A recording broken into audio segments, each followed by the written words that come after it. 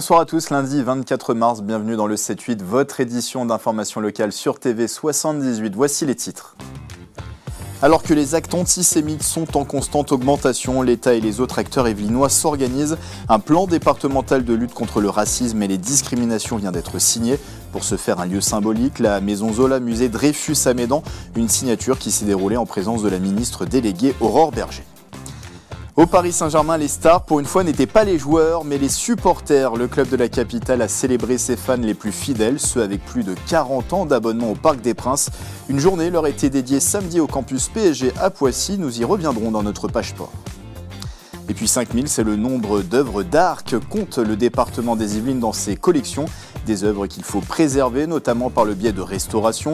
L'une des dernières a concerné un tableau monumental, Les Sonneurs du Ciel de Maurice Denis, reportage.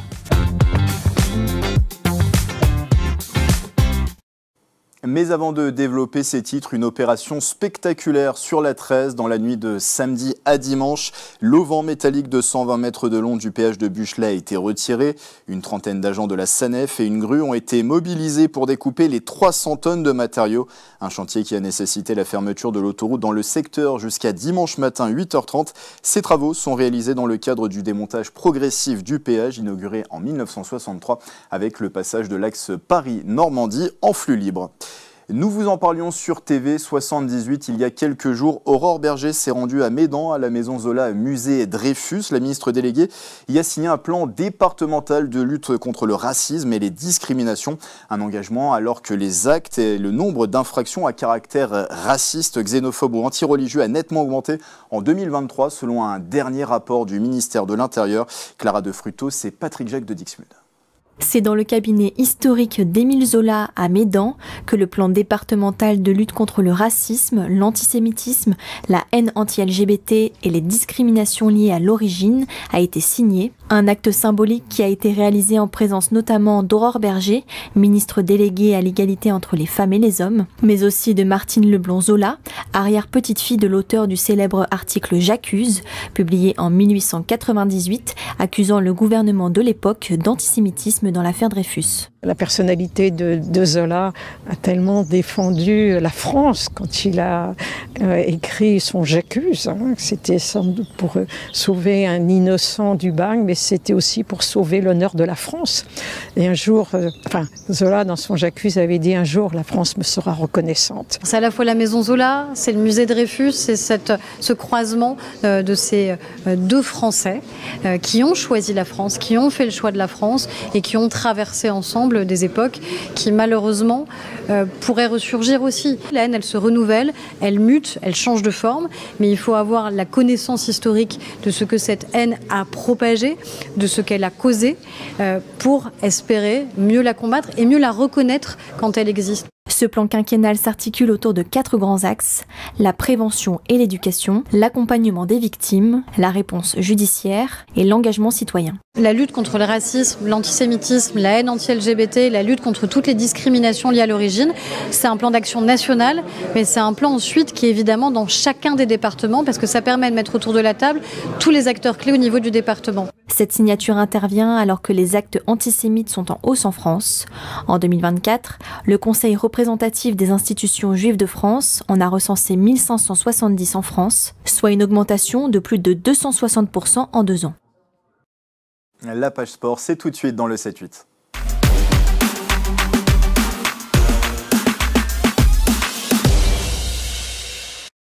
Ce résultat d'abord, le derby des Yvelines en rugby pour le PRC. Plaisir a battu hier sur sa pelouse Versailles. Le score 39-20 dans la 20e journée de Fédéral 2. 6 essais inscrits par les Plaisirois qui restent 3e au classement. Autre résultat, vous le voyez, de cette poule 8 en Fédéral 2. Le MLSGP Maison Lafitte Saint-Germain-en-Laye Poissy qui a été défait sur sa pelouse 19-23 par Gennevilliers dans ce championnat de Fédéral 2.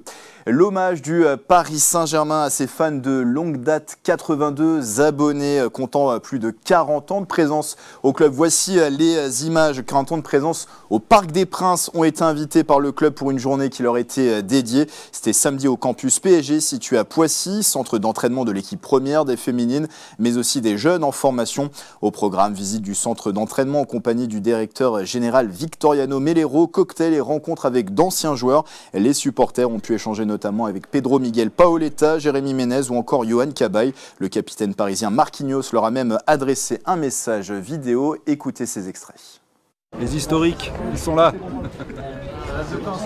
1982. Ah, c'est pas jeune, hein. On est toujours là. Très heureux.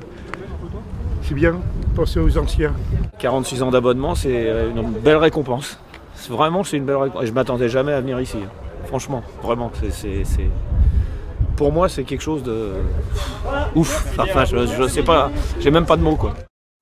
L'Ecotrail Paris revenait ce week-end pour une 18e édition. Au programme notamment le 80 km au départ samedi de l'île de loisirs de Saint-Quentin en Yvelines, avec un passage notamment par le Vélodrome national. Arrivé au premier étage de la Tour Eiffel, victoire chez les hommes de l'Espagnol Andreu Simon Emmerich avec un chrono de 5h49 minutes et 34 secondes. Chez les femmes, la Suédoise Anna Karlsson s'impose en 6h51 minutes et 30 secondes. 2000 participants n'ont pas pu terminer leur course au sommet de la Tour Eiffel en raison d'un incident technique. À noter que cette édition était une bonne occasion aussi de faire une révélation, l'arrivée d'un nouveau tracé l'année prochaine, un ultra trail de 120 km qui partira du château de Rambouillet. Pour annoncer cette information, l'ultra trailer Alexandre Bouchex alias Casquette Verte a effectué seul le parcours.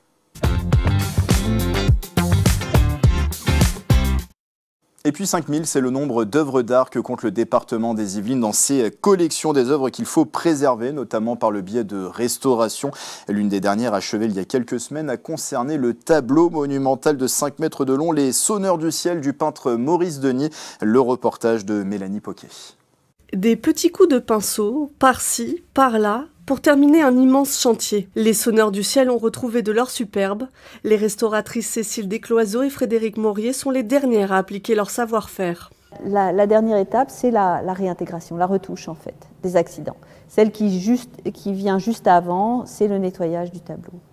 Avant cela, on a plusieurs étapes de consolidation et de remise en état de la toile, du support, le montage sur châssis, etc. Il était excessivement sale, encrassé. Et il faut imaginer que c'est une peinture qui a été dans le fumoir d'un hôtel particulier parisien pendant plus d'une centaine d'années. La peinture est couverte de crasse.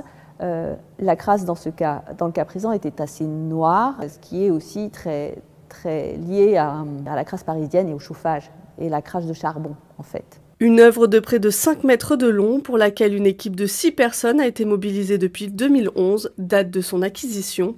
Il appartenait auparavant à la famille du baron Cochin, homme politique et écrivain français. C'est la dernière partie de l'acquisition d'un décor de 8 panneaux qui représente un cycle qu'on appelle la chasse de Saint-Hubert, qu'on a racheté directement aux descendants des commanditaires de l'œuvre. Et il nous manquait ce plafond. Restauration au goût de défi par la taille de l'œuvre, mais aussi les problématiques soulevées depuis 2021, date des premiers travaux. Lorsqu'on a sauvé ce décor en 2011, ce plafond était encore sur son plafond dans cet hôtel rue de Babylone. Donc il a fallu le déposer, c'est-à-dire le décrocher. C'était à l'époque un décor marouflé, donc il a fallu le fixer sur un cadre. Et il s'avérait que ce plafond était enduit de céruse, c'est-à-dire l'enduit qui servait à le coller au plafond, qui était un enduit à base de plomb. Le plomb était nocif et demande des traitements assez particuliers. Il nous manquait des espaces adaptés. Des réserves ont été acquises de 750 mètres carrés à Saint-Germain-en-Laye, entièrement dédiées au stockage des œuvres et à leur traitement et restauration. Un espace sous tente entièrement colmaté a été créé. Les Sonneurs du ciel ne seront pas présentés tout de suite au public. Les Yvelines possèdent 5000 œuvres qu'elles scrutent et entretiennent.